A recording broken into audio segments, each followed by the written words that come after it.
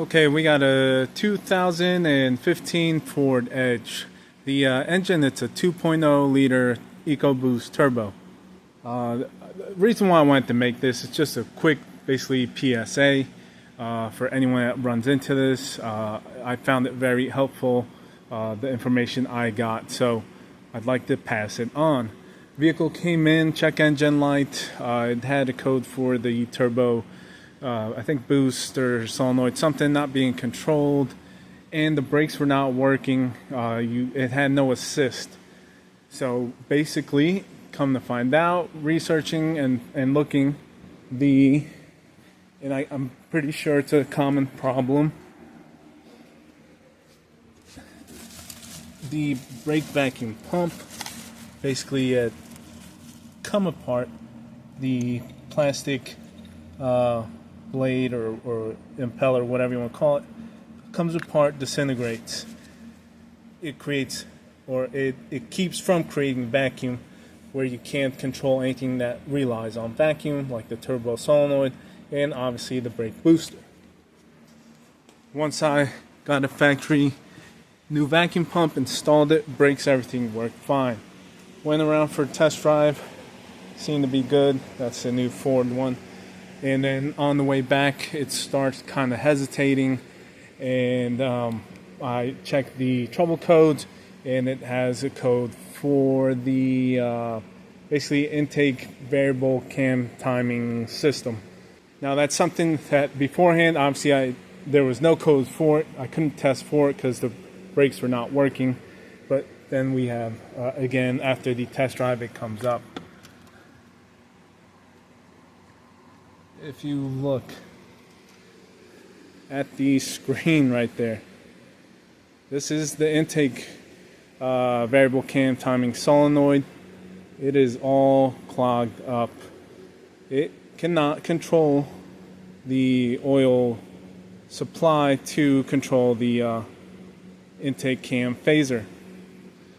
All that material is from the disintegrated plastic impeller in the vacuum pump. So before you get all wrapped up and trying to figure out or sell timing or whatnot without any testing, look at that. Both solenoids, intake and exhaust. This is exhaust.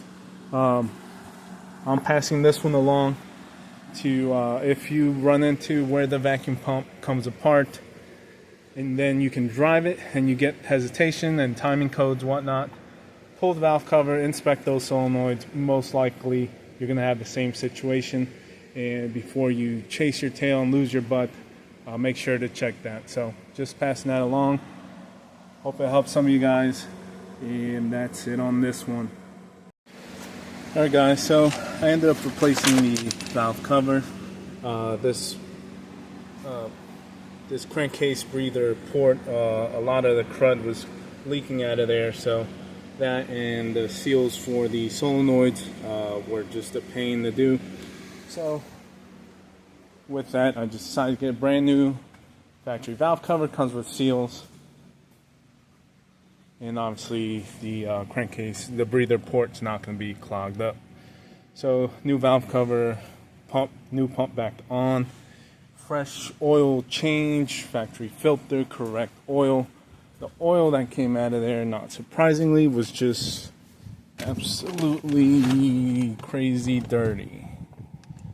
So let's turn this off.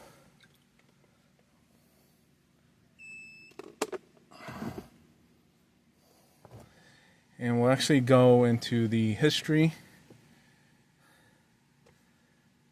from the last session, and going to clear the codes that are there, see if there's any kind of resets that we might want to be looking to do, and if not, we will drive it, let it warm up, drive it, make sure the no more of the timing codes come back. Quick thing about the solenoids. I did not replace them. I cleaned them real good, sprayed them off, blew them off. I electrically activated both of them. Power ground, I listened, make sure they clicked, sounded, and moved the spool valve. I felt better that way because at the moment, right now, the only thing I could have gotten was aftermarket, let's call it overseas type of probably low quality solenoid. So cleaned them off real good, activated, they both work. I installed them back in with that. So that's the one code I got. I'll show you a picture of the ones that it came in with.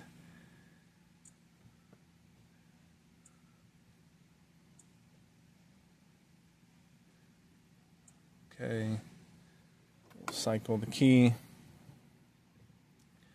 While we wait, let me show you. I took a screenshot of both the codes. Let's see.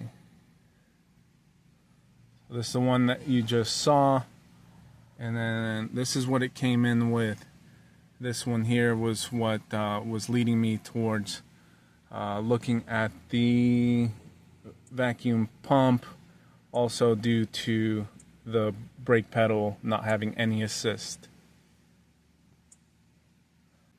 Alright, so I think we are good to crank it up and see what it does. Extended crank, we had the high pressure fuel line off.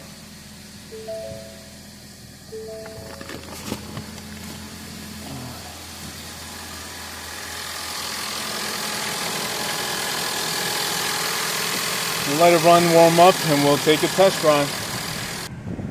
Alright guys, so I've driven it quite a few miles, nothing too crazy, but definitely a big difference from yesterday where I already acted up.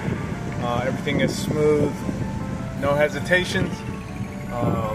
Hopefully you guys, again, can take something away from this and saves you guys a lot of time.